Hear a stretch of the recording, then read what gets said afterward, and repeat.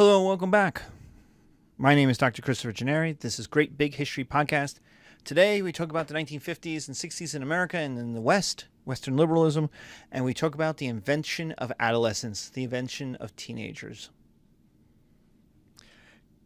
Teenagers are different. Like Britney Spears, they're no longer a girl, and yet not quite a woman. They're not young adults. This is the idea of adolescence. Why? 200 years ago, if you were 19, you were an adult. Alexander Hamilton was 19 when the American Revolution started, when he became aide de camp of George Washington. By 25, you were a man with kids, a wife, a homestead. You were an important person in your community. By 30, you had reached your kind of status. That's Atticus Finch in To Kill a Mockingbird. There's a great line in Interview with a Vampire where Brad Pitt is a vampire and he's being interviewed by Christian Slater, I guess, is the actor. And he says something like, I was 21 or 22, or I was 20. And he's like, I was younger than you are now, but in 1789, it was different. I was an adult. I ran my plantation. I had slaves. I had money. And that's the way teenagers were viewed. They were young adults. And they had been forever. A 20-year-old is a warrior. A 30-year-old is a general. Look at our Constitution. You could be president at 35. Why? Because that was considered old enough to have had enough experience, to have enough legitimacy, that you could then tell other men, other people of the government what to do at 35.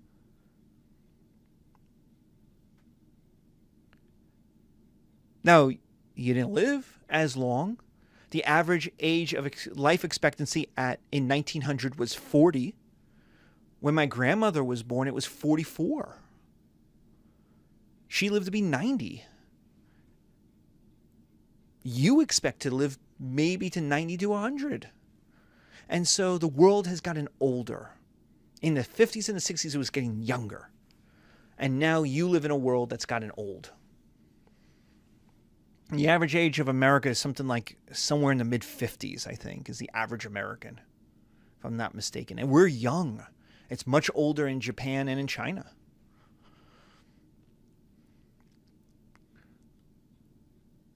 So the invention of adolescence is a weird thing because it's saying you're not an adult to people who 100 years ago were clearly adults.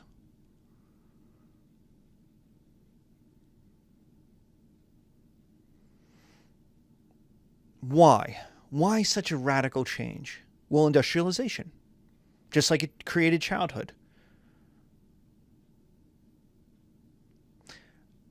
Free compulsory high school education was required by the mid-50s in order to get a decent job, in order to do the jobs that were necessary in an industrialized economy. And so kids needed that education, which means they had to go to school full time, which means they couldn't get a job, which means they had to delay 4 years of their life.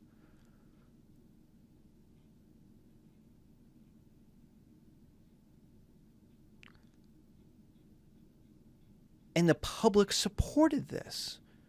Education became free. High school education became free, just like childhood education had been. Public taxes built the neighborhoods. The school became the new church. One of the most important buildings, one of the most public buildings in a town, especially small towns. If you ever watched the show Friday Night Lights, or you've ever been in the South, the local high school football game is a public event. It is huge. The entire town comes out. And so public taxes built these schools to educate these students in order to build these neighborhoods. And suddenly 16 to 21-year-olds have time and money and independence because they had to go to school. They had to learn stuff. But learning is not a 24/7 job. It's not an industrialized job. And so now they have time on their hands. They do some jobs, work at Wawa, work at McDonald's. Now they have some money on their hands. And they've got independence. Because they don't have the responsibilities their parents, or especially their grandparents, would have had at their same age of a house, children, responsibilities. Now they're living in their parents, saying, I'm an adult, but not being treated like one because they don't earn an independent money. They're not married. And so what happens? Adults panic. They are freaked out by drugs because now I don't know what my kids are doing. I'm at work. Or my kids are at someone else's house. What are they doing? One is obviously drugs. Reefer madness, which will make you, if you smoke marijuana, man, you're going to become a commie. You're going to start this thinking. You're going to have too much education plus drugs equals communism. Sex and communism, actually. You're going to be lured into communism by drugs and sex. Which you may laugh at, but remember,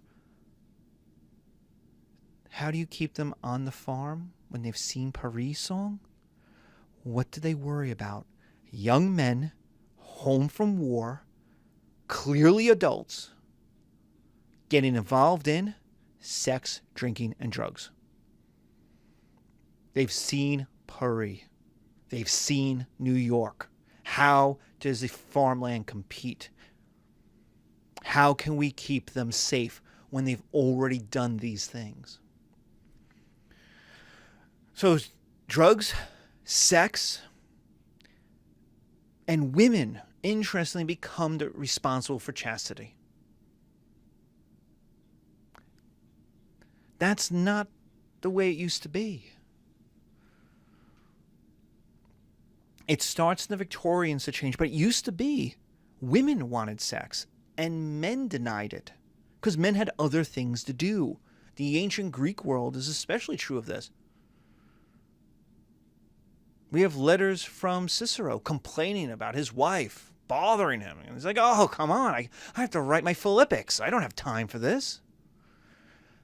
By the 1950s, it's changed. And it's the idea that boys want sex, and it's girls who deny it. It's that girls who are now going to school with boys. That's the issue. How do you protect your daughters who are going to high school with these boys? And the idea is that boys should want sex. So it's girls' job to deny it. Boys have desire, and this is new. It's been stirring for like about the last 100 years. But now people have the time. See, before it was stirring, but you always shunted it off into marriage at 18. My grandparents were married by 19. My wife's grandmother had 3 kids by 19 and married. She was married and proud of that. And everyone was proud of that.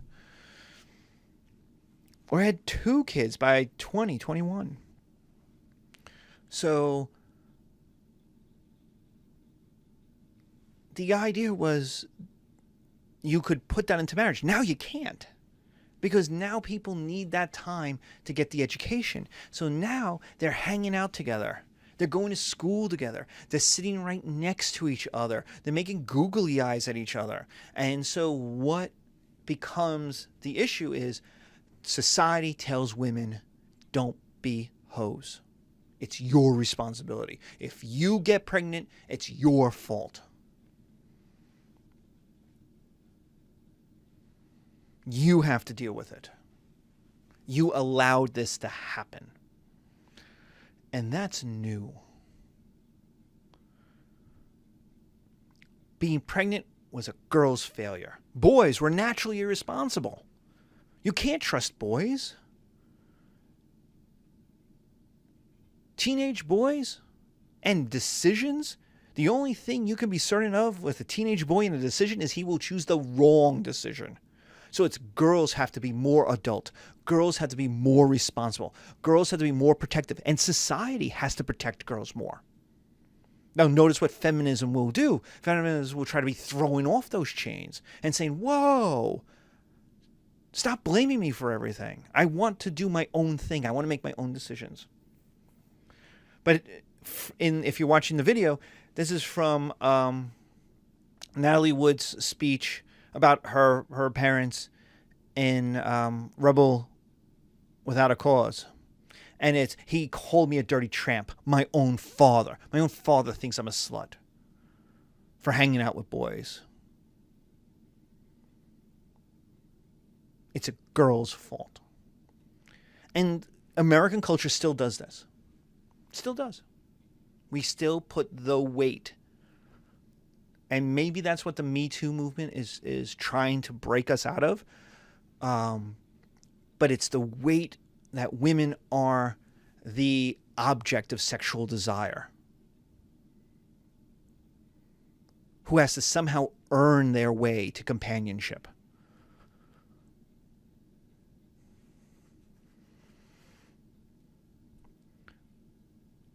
So we have drugs, we have sex, then we have Rebel Without a Cause, we got crime. We have teenage boys who have time on their hands and they're bored. So what do? Stupid things. They have weak fathers, ruined sons. Rebel Without a Cause, his father dresses in his mother's apron for cooking. The father cooks. Now you may go, wait a minute, hold on, Professor. The great chefs of the world are all men. And I say, yes, but not in America. Cooking was feminine in America. Domesticity was feminine in America. So a man who cooks, the man who hosts, where in the 19th century would be a dignified gentleman of class and taste, maybe a dandy if he had certain specialty, more feminine tastes, maybe, but still a man. Now he's a woman. Now he's weak. Weak fathers ruin sons. Strong mothers ruin sons. And what do we mean by ruin? Make them gay, basically. Don't treat them, don't make them grow to be regular homonormative men who have sex with women. That is something wrong. Boys don't play with dolls.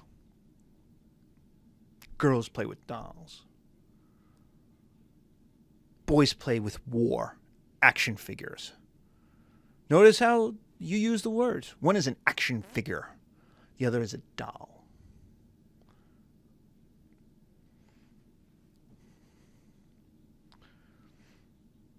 The other picture in our video, in case you're not watching, is Norman Bates. Many of you have probably seen the Bates Hotel TV show.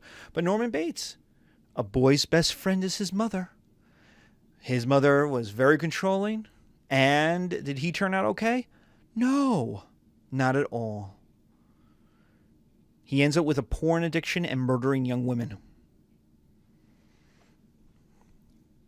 So we invent teenagers, we invent adolescence as this time between. And what happens is adults panic. In the 50s, and then in the rebellion of the 60s, it's even crazier because it's the idea that we gave these kids all these advantages and they screwed it all up. So it's a funny thing now if you're a millennial and you get all the hate from the boomers who call you lazy and attached to your phone and you have no work ethic. That is exactly what boomer parents said to them in the 50s and the 60s. They were on drugs, obsessed with sex, getting into trouble, vaguely homosexual, with their long hair, and they weren't responsible. The same thing the boomers are saying about you guys, boomer parents said about them. Okay. In our next episode, we're talking about how television created the middle class and how it gives us our identity on economic stability and resources. Thank you.